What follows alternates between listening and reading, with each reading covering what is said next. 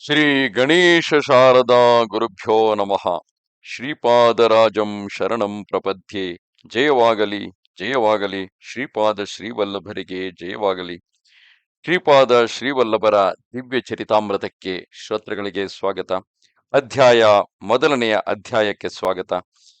ಶ್ರೀಪಾದ ಶ್ರೀವಲ್ಲಭರ ಚರಿತ್ರೆಯ ರಚನಕಾರರಾದಂತಹ ಶಂಕರ ಭಟ್ಟರು ಹಾಗೂ ವ್ಯಾಘ್ರೇಶ್ವರ ಶರ್ಮರ ವೃತ್ತಾಂತವನ್ನು ಇಲ್ಲಿ ತಿಳಿಯೋಣ. ಶ್ರೀ ಮಹಾಗಣಪತಿಗೆ, ಶ್ರೀ ಮಹಾಸರಸ್ವತಿಗೆ, ನಮ್ಮ ಗುರು ಪರಂಪರೆಗೆ, ಶ್ರೀಕೃಷ್ಣ ಭಗವಾನನಿಗೆ, ಸಮಸ್ತ ದೇವಿ ದೇವತಾ ಗಣಕ್ಕೆ ಪ್ರಣಾಮಗಳನ್ನು ಸಮರ್ಪಿಸಿ, ಅಖಿಲಾಂಡ ಕೋಟಿ ಬ್ರಹ್ಮಾಂಡ ನಾಯಕನಾದ ಶ್ರೀ ದತ್ತಪ್ರಭುಗಳ ನವಾವತರಣ ಆದಂತಹ ಶ್ರೀಪಾದ ಶ್ರೀವಲ್ಲಭರ ವೈಭವವನ್ನು ವರ್ಣಿಸಲು ಉಪಕ್ರಮಿಸಿದ್ದೇನೆ. ಶ್ರೀ ದತ್ತಾತ್ರೇಯ ಗುರು ಸನಾತನನು, ನಿತ್ಯ ನೂತನನು.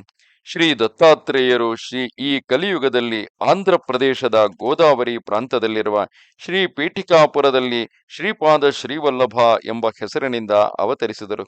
ಅವರ ದಿವ್ಯ ಚರಿತ್ರೆ ಹಾಗೂ ದಿವ್ಯ ಲೀಲಾ ವೈಭವಗಳನ್ನು ವರ್ಣಿಸಲು ಮಹಾ ಪಂಡಿತವರೇಣ್ಯರಿಗೆ ಕೂಡ ಅಸಾಧ್ಯ. ಹೀಗಿರುವಾಗ ವಿದ್ಯಾ ಗಂಧವೇ ಇಲ್ಲದಿರುವ ಅಲ್ಪಜ್ಞನಾದ ನಾನು, ಅಂದರೆ ಈ ಚರಿತ್ರೆಯನ್ನು ಬರೆದಿರುವಂತಹ ಶಂಕರ ಭಟ್ಟರು, ಅಲ್ಪಜ್ಞನಾದ ನಾನು ಅವರ ಚರಿತ್ರೆಯನ್ನು ವರ್ಣಿಸಲು ಹೊರಟಿರುವೆನೆಂದರೆ ಕೇವಲ ಇದು ಅವರ ಸಂಕಲ್ಪ, ಆಜ್ಞೆ ಹಾಗೂ ಅನುಗ್ರಹ ಆಶೀರ್ವಾದಗಳಿಂದಲೇ ಎಂದು ಎಲ್ಲರಿಗೂ ಅತ್ಯಂತ ವಿನಯಪೂರ್ವಕವಾಗಿ ವಿಜ್ಞಾಪಿಸಿಕೊಳ್ಳುತ್ತಿದ್ದೇನೆ.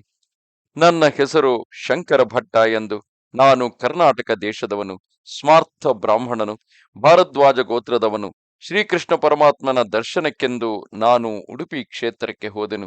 ಅಲ್ಲಿ ನವಿಲುಗರಿಯಿಂದ ಅಲಂಕೃತನಾದ ಮುಗ್ಧ ಮನೋಹರನಾದ ಬಾಲಕೃಷ್ಣನು ನನಗೆ ದರ್ಶನವನ್ನು ಕೊಟ್ಟು ಕನ್ಯಕಾ ಪರಮೇಶ್ವರಿ ದೇವಿಯ ದರ್ಶನಾರ್ಥವಾಗಿ ಕನ್ಯಾಕುಮಾರಿಗೆ ಹೊರಡುವಂತೆ ಆಜ್ಞಾಪಿಸಿದನು. ನಾನು ಕನ್ಯಾಕುಮಾರಿಯಲ್ಲಿರುವ ಕನ್ಯಕಾ ಪರಮೇಶ್ವರಿ ದೇವಿಯನ್ನು ದರ್ಶನ ಮಾಡಿದೆನು.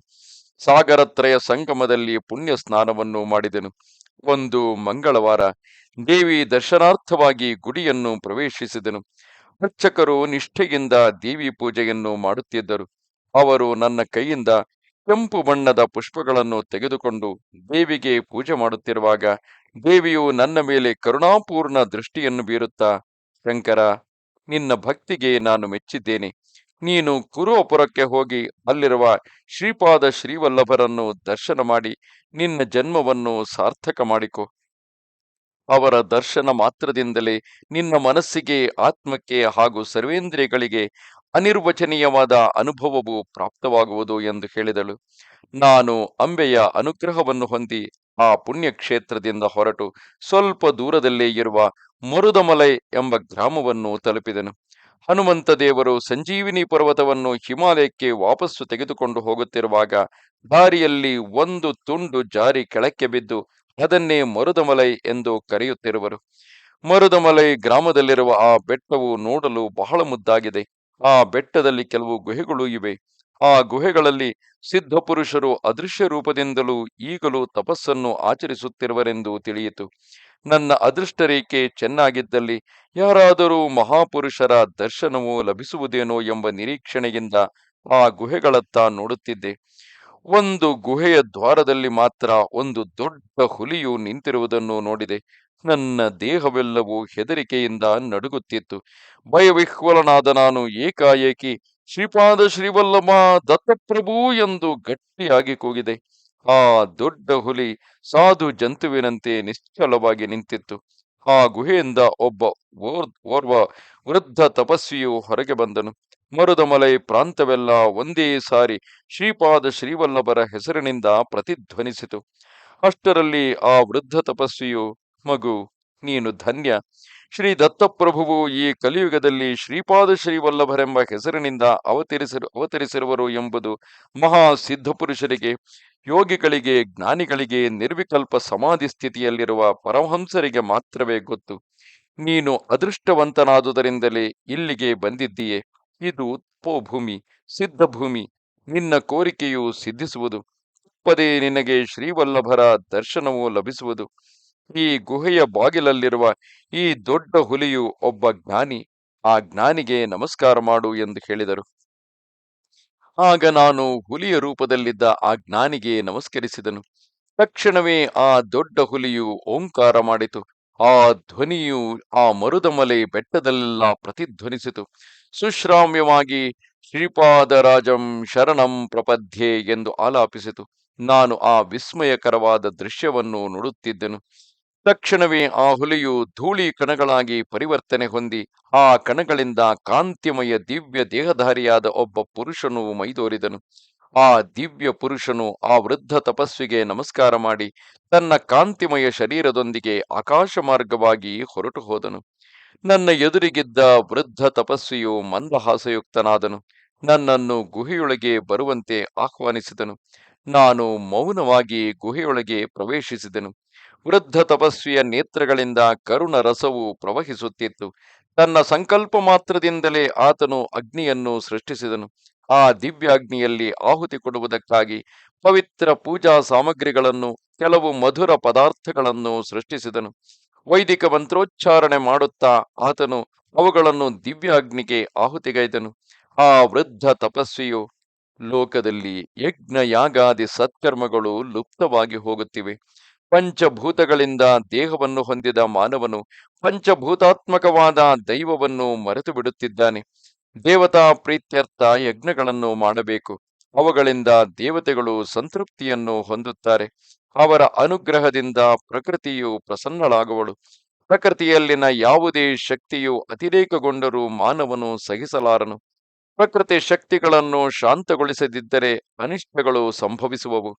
ಮಾನವನು ಧರ್ಮ ಮಾರ್ಗದಿಂದ ವಿಮುಖನಾದುದರಿಂದ ಪ್ರಕೃತಿ ಶಕ್ತಿಗಳಿಂದ ಉಪದ್ರವಗಳು ಸಂಭವಿಸುತ್ತಿವೆ. ಲೋಕಹಿತಾರ್ಥವಾಗಿ ನಾನು ಈ ಯಜ್ಞವನ್ನು ಮಾಡಿದೆನು. ಯಜನವೆಂದರೆ ಒಂದುಗೂಡುವಿಕೆ.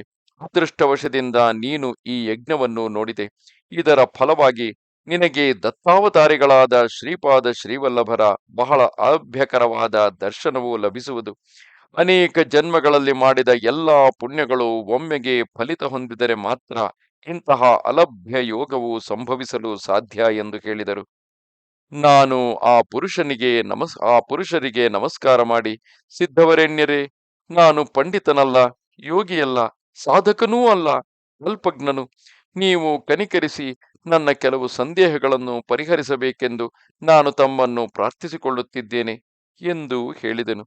ಆ ವೃದ್ಧ ತಪಸ್ವಿಗಳು ಅದಕ್ಕೆ ಸಮ್ಮತಿಸಿದರು. ಆಗ ನಾನು, ಸಿದ್ಧವರೆಣ್ಯರೇ, ನಾನು ಕನ್ಯಕಾ ಪರಮೇಶ್ವರಿ ದೇವಿಯ ದರ್ಶನವನ್ನು ಮಾಡಿದಾಗ ಆ ಮಾತೆಯು ಶ್ರೀಪಾದ ಶ್ರೀವಲ್ಲಭರ ದರ್ಶನವನ್ನು ಪಡೆಯಲು ಸುರವಪುರಕ್ಕೆ ಹೋಗಲು ಹೇಳಿದಳು. ಇಲ್ಲಿ ತಮ್ಮ ದರ್ಶನ ಹಾಗೂ ವ್ಯಾಘ್ರ ರೂಪದಲ್ಲಿದ್ದ ಮಹಾತ್ಮರ ದರ್ಶನವೂ ಲಭಿಸಿತು. ವ್ಯಾಘ್ರ ರೂಪದಲ್ಲಿದ್ದ ಜ್ಞಾನಿಗಳು ಯಾರು? ಮೊದಲು ಶ್ರೀಪಾದ ಶ್ರೀವಲ್ಲಭರೆಂದರೆ ಯಾರು? ತಾವು ದಯತೋರಿ ಈ ನನ್ನ ಸಂಶಯಗಳನ್ನು ಪರಿಹರಿಸಬೇಕು ಎಂದು ಪ್ರಾರ್ಥಿಸಿಕೊಂಡೆನು. ಆ ವೃದ್ಧ ತಪಸ್ವಿಯು ಹೀಗೆ ಹೇಳಿದರು. ಮಗು, ಆಂಧ್ರ ಪ್ರದೇಶದಲ್ಲಿ ಗೋದಾವರಿ ತೀರದಲ್ಲಿ ತ್ರಿಮಹರ್ಷಿಗಳ ತಪೋಭೂಮಿ ಎಂದು ಪ್ರಸಿದ್ಧಿ ಹೊಂದಿದ ಆತ್ರೇಯಪುರವೆಂಬ ಗ್ರಾಮವಿದೆ. ಅಲ್ಲಿ ಕಾಶ್ಯಪ ಗೋತ್ರಸ್ಥನಾದ ಒಬ್ಬ ಶ್ರೋತ್ರಿಯ ಬ್ರಾಹ್ಮಣನು ಜನಿಸಿದನು. ಆತನಿಗೆ ತಂದೆ ತಾಯಿಗಳು ವ್ಯಾಘ್ರೇಶ್ವರ ಶರ್ಮ ಎಂದು ನಾಮಕರಣ ಮಾಡಿದರು. ತಂದೆಯು ಮಹಾ ಪಂಡಿತನಾಗಿದ್ದರು. ಆ ಹುಡುಗನು ಮಾತ್ರ ಪರಮ ಶುಂಠ ಬಾಲಕನಾದನು. ಎಷ್ಟು ವರ್ಷಗಳ ವಿದ್ಯಾಭ್ಯಾಸದ ನಂತರವೂ ಸಹ ಅವನಿಗೆ ಸಂಧ್ಯಾವಂದನೆಯನ್ನು ಮಾಡಲು ಕೂಡ ಸಾಧ್ಯವಾಗಲಿಲ್ಲ. ವ್ಯಾಘ್ರೇಶ್ವರ ಶರ್ಮ ಅಹಂಬೋ ಅಭಿವಾದಯೇ ಎಂದು ಮಾತ್ರ ಹೇಳುತ್ತಿದ್ದನು. ಜೊತೆಯವರು ಆಡುತ್ತಿದ್ದ ಚುಚ್ಚು ಮಾತುಗಳನ್ನು ಕೇಳಿ ಅವನು ಬಹಳ ನೊಂದುಕೊಳ್ಳುತ್ತಿದ್ದನು. ತಂದೆ ತಾಯಿಯ ಅನಾದರಣೆ ಕೂಡ ಬೆಳೆಯ ಹತ್ತಿತು. ತಿಲದಾನವನ್ನು ಸ್ವೀಕರಿಸುವುದಕ್ಕೂ ಹಾಗೂ ವಾರ್ಷಿಕ ಶ್ರಾದ್ದಕ್ಕೂ ಬೇರಾರು ಬ್ರಾಹ್ಮಣರು ಸಿಕ್ಕದಿದ್ದಾಗ ಮಾತ್ರ ಅವನನ್ನು ಬೇರೆಯವರು ಆಹ್ವಾನಿಸುತ್ತಿದ್ದರು. ಅದರಿಂದ ಅವನಲ್ಲಿ ಆತ್ಮಶೂನ್ಯತೆಯ ಭಾವವು ಬೆಳೆಯಿತು. ಹಿಮಾಲಯದಲ್ಲಿ ಮಹಾ ತಪಸ್ವಿಗಳು ಇರುವರೆಂದು, ಅವರ ಕರುಣಾ ಕಟಾಕ್ಷ ಮಾತ್ರದಿಂದಲೇ ಆತ್ಮಜ್ಞಾನವು ಸಿದ್ಧಿಸುವುದೆಂದು ಅವನು ಕೇಳಿದ್ದನು. ಒಂದು ಬ್ರಾಹ್ಮೀ ಮುಹೂರ್ತದಲ್ಲಿ ಅವನಿಗೆ ಸ್ವಪ್ನವಾಯಿತು. ಅದರಲ್ಲಿ ದಿವ್ಯ ಕಾಂತಿಯಿಂದ ಕಂಗೊಳಿಸುತ್ತಿದ್ದ ಒಂದು ದಿವ್ಯ ಶಿಶುವು ಕಾಣಿಸಿತು. ಆ ಶಿಶುವು ನಭೋಮಂಡಲದಿಂದ ಭೂಮಿಗೆ ಇಳಿದು ಬರುತ್ತಿತ್ತು.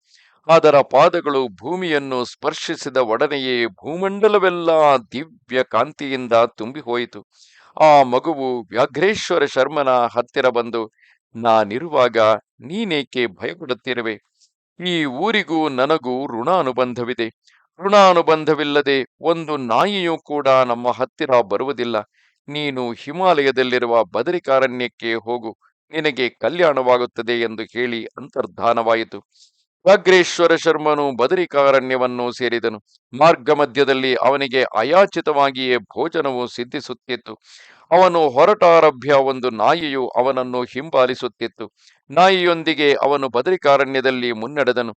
ತನ್ನ ಸಂಚಾರ ಮಾರ್ಗದಲ್ಲಿ ಅವನು ಊರ್ವಶಿ ಕುಂಡದಲ್ಲಿ ಪುಣ್ಯ ಸ್ನಾನ ಮಾಡಿದನು. ಅವನ ಸಂಗಡ ಆ ನಾಯಿಯೂ ಸಹ ಅಲ್ಲಿ ಸ್ನಾನವನ್ನು ಮಾಡಿತು. ಅದೇ ಸಮಯಕ್ಕೆ ಅಲ್ಲಿಗೆ ಒಬ್ಬ ಮಹಾತ್ಮನು ಶಿಷ್ಯರೊಡಗೂಡಿ ಸ್ನಾನಕ್ಕಾಗಿ ಬಂದನು. ವ್ಯಾಘ್ರೇಶ್ವರನು ಆ ಮಹಾತ್ಮನ ಪಾದಗಳಿಗೆ ನಮಸ್ಕರಿಸಿ ತನ್ನನ್ನು ಶಿಷ್ಯನನ್ನಾಗಿ ಸ್ವೀಕರಿಸಬೇಕೆಂದು ಪ್ರಾರ್ಥಿಸಿದನು. ಕರುಣೆಯಿಂದ ಆ ಮಹಾತ್ಮನು ಅವನ ಪ್ರಾರ್ಥನೆಗೆ ಸಮ್ಮತಿಸಿದನು. ವ್ಯಾಘ್ರೇಶ್ವರನನ್ನು ಶಿಷ್ಯನನ್ನಾಗಿ ಸ್ವೀಕರಿಸಿದ ಒಡನೆಯೇ ಆ ನಾಯಿಯು ಅಂತರ್ಧಾನವಾಯಿತು.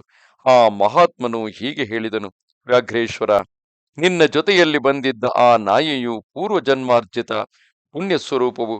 ಕಾಲವು ಕೂಡಿ ಬಂದಿರುವುದರಿಂದ ನೀನು ಇಲ್ಲಿಗೆ ಬರಲು ಸಾಧ್ಯವಾಯಿತು. ಊರ್ವಶಿ ಕುಂಡದಲ್ಲಿ ನಿನಗೆ ಸ್ನಾನ ಮಾಡಲು ಸಾಧ್ಯವಾಯಿತು. ಇದು ನರನಾರಾಯಣರ ತಪೋಭೂಮಿ. ಇದೆಲ್ಲವೂ ಶ್ರೀಪಾದ ಶ್ರೀವಲ್ಲಭರ ಅನುಗ್ರಹವಲ್ಲದೆ ಮತ್ತಿನ್ನೇನು? ಆಗ ವ್ಯಾಘ್ರೇಶ್ವರನು ವಿನಮ್ರನಾಗಿ, ಗುರುದೇವ, ಶ್ರೀಪಾದ ಶ್ರೀವಲ್ಲಭರು ಯಾರು? ಅವರ ಅನುಗ್ರಹವು ನನಗೆ ಹೇಗೆ ಲಭಿಸಿತು ಎಂದು ಪ್ರಶ್ನಿಸಿದನು. ಮಗು, ಶ್ರೀಪಾದ ಶ್ರೀವಲ್ಲಭರು ಸಾಕ್ಷಾತ್ ದತ್ತಪ್ರಭುಗಳು. ಭಾರದ್ವಾಜ ಮಹರ್ಷಿಯು ಪೀಠಿಕಾಪುರದಲ್ಲಿ ಸವಿತ್ರ ಕಾಠಕ ಚಯನ ಎಂಬ ಮಹಾಯಜ್ಞವನ್ನು ಆಚರಿಸಿದನು. ಅದಕ್ಕೆ ಶಿವಪಾರ್ವತಿಯರನ್ನು ಆಹ್ವಾನಿಸಿದನು. ಭಾರದ್ವಾಜ ಋಷಿಗೆ ಕೊಟ್ಟ ವರದ ಪ್ರಕಾರ ಭಾರದ್ವಾಜ ಗೋತ್ರದಲ್ಲಿ ಬಹಳ ಜನ ಮಹಾತ್ಮರು, ಸಿದ್ಧ ಪುರುಷರು, ಜ್ಞಾನಿಗಳು, ಯೋಗಿಗಳು ಅವತರಿಸುವರೆಂದು ಸಾವಿತ್ರ ಕಾಠಕ ಚಯನ ಯಜ್ಞವು ಪೀಠಿಕಾಪುರದಲ್ಲಿ ನಡೆಯುವುದೆಂದು ಪೈಂಗ್ಯ ಬ್ರಾಹ್ಮಣದಲ್ಲಿ ಹೇಳಲ್ಪಟ್ಟಿದೆ. ದೇಶದ ಇತರ ಭಾಗಗಳಲ್ಲಿ ಲುಪ್ತವಾಗಿ ಹೋಗಿದ್ದರೂ ಪೈಂಗ್ಯ ಬ್ರಾಹ್ಮಣವು ಮತ್ತು ಸಾಂಧ್ರ ಸಿಂಧು ವೇದವು ಸಹ ಕಲ್ಕಿಯ ಅವತಾರ ಭೂಮಿಯಾದ ಶಂಬಲ ಗ್ರಾಮದಲ್ಲಿ ಭದ್ರವಾಗಿ ಕಾಪಾಡಲ್ಪಟ್ಟಿವೆ. ಕಲಿಯುಗವು ಮುಗಿದು ಸತ್ಯಯುಗವು ಪ್ರಾರಂಭವಾದ ಮೇಲೆ ಶ್ರೀ ದತ್ತಾವತಾರ ಮೂರ್ತಿಗಳಾದ ಶ್ರೀಪಾದ ಶ್ರೀವಲ್ಲಭರು ಶ್ರೀ ಪೀಠಿಕಾಪುರದಲ್ಲಿ ಮಾನವ ರೂಪದಲ್ಲಿ ಮತ್ತೆ ಅವತರಿಸುವರು.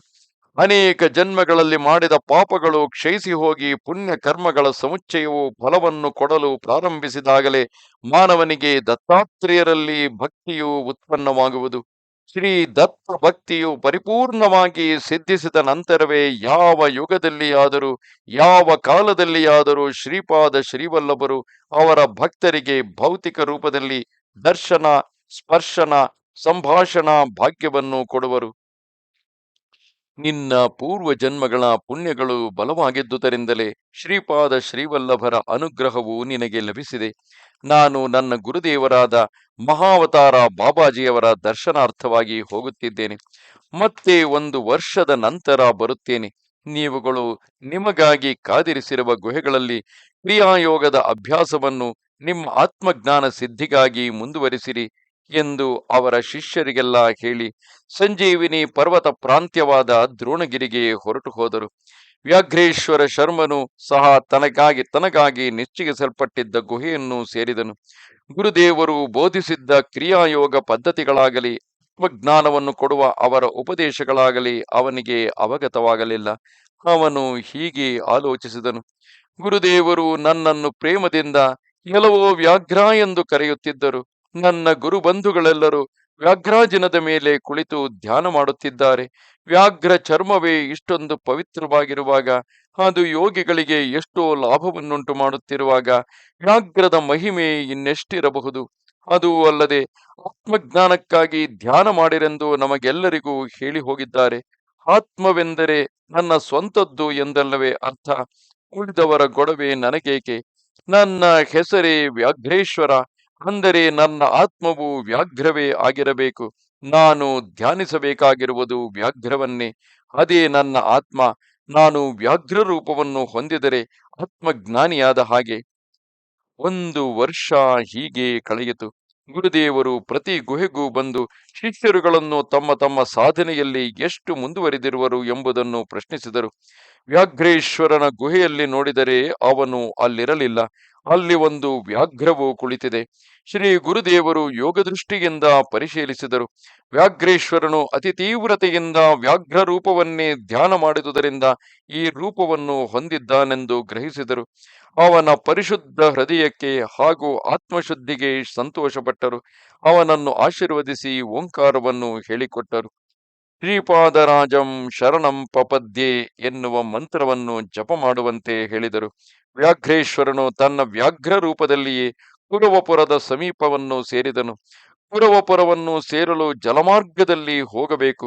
ಆಗ ಕುರವಪುರದಲ್ಲಿ ತಮ್ಮ ಭಕ್ತರ ಸಮೂಹದಲ್ಲಿ ಕುಳಿತಿದ್ದ ಶ್ರೀಪಾದ ಶ್ರೀವಲ್ಲಭರು ಅವರಿಗೆ, ನನ್ನ ಪರಮ ಭಕ್ತನು ನನ್ನನ್ನು ಕರೆಯುತ್ತಿದ್ದಾನೆ ಎಂದು ಹೇಳಿ ತಮ್ಮ ಕಾಂತಿಮಯ ಶರೀರದೊಂದಿಗೆ ನೀರಿನ ಮೇಲೆ ನಡೆದು ಹೋದರು.